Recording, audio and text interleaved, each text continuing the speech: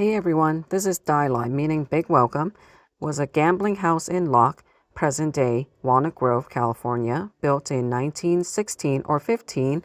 Let's check it out. All right, we're inside. There are 5 table displays of the table games offered, including Fantan, a guessing game played with buttons, Pai Gao, a game played with dominoes like tiles, blackjack, and a high-low dice game. Seeing all this is interesting because I would not have been able to enter this place because only men were allowed to be inside. However, the gambling house was open to both Chinese and non-Chinese people, go figure. Here's a Pai Gao table and a boarded door behind it.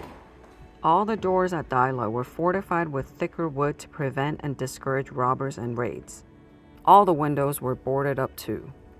Everyday objects like bowls, snuff bottles, mahjong tiles, baskets are encased and displayed throughout. Archival photographs like these and newspaper clippings line the walls so you can get a sense of the people of Locke in this era. There are lots of group portraits of different community celebrations. Gotta say, it was a bright and sunny July 4th weekend day when I visited Locke, and the vibe changes the instant you walk in. Although it's dark, it's nice and cool inside. In the back, hanging above the back doorway, there's 2 traditional Chinese characters for Dai Loy. The top says big and the bottom says welcome or come.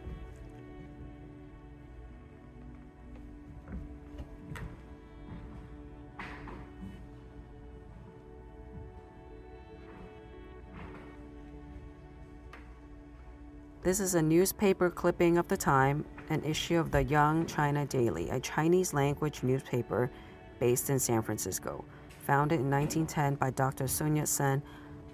Aside from the table game displays, there are a few other rooms, a caretaker room, a money room, and a lottery room. And here we go inside the preserved lottery room. Here's a little bit on how the Chinese lottery tickets were played, according to the Locke Foundation website. It was played with 80 Chinese characters painted on the ping pong balls and the tickets. The balls were tumbled in a revolving wire basket cranked by hand.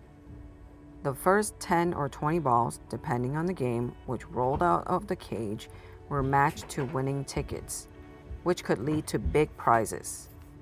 The game was later westernized by replacing 80 characters with numbers 1 to 80, which opened it up to other ethnic groups to play. The game was later played in casinos in different states with the new name Keno.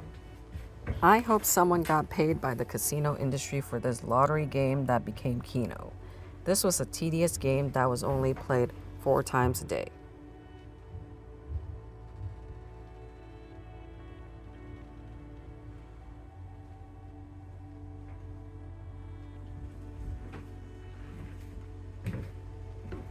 Outside of the lottery room is a desk where you might notice a business card for a paranormal detective. I don't sense these things, but Dai Loy seem to be known in the paranormal enthusiast community.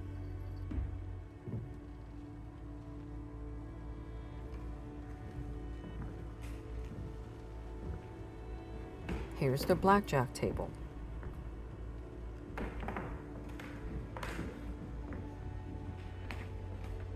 When we first entered this museum, I thought this was where we got tickets to the museum. But this place is essentially self-served by a guest book and a donation box on the table as soon as you enter.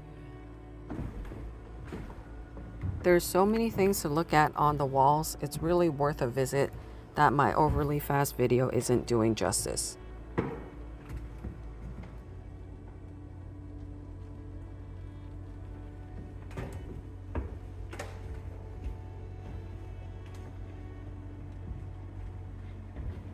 Hot water pot, cups, and saucers. Gotta stay hydrated while you lose soy. Water is a euphemism for money in Cantonese. And here's the Fantan table, which requires math. While you can play Fantan with quantities of small objects like beans, at Dai Loy it is played with buttons. The game is played by placing 2 handfuls of small objects on a board and guessing the remaining count when divided by 4. After players have cast bets on the values of 1 through 4, The dealer removes 4 buttons at a time from the board until only 1, 2, 3, or 4 buttons remain, which determines the winner. It's a game that was created in China in the 3rd or 4th century.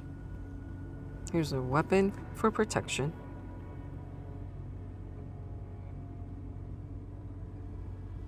And another Pai Gow table.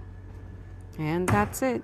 Dai Loy Gambling House is a must-see if you're into California, Chinese, and or Asian American history, or you just want a nice stroll in old-timey scenery. Thank you to the volunteers that keep this history alive. Peace.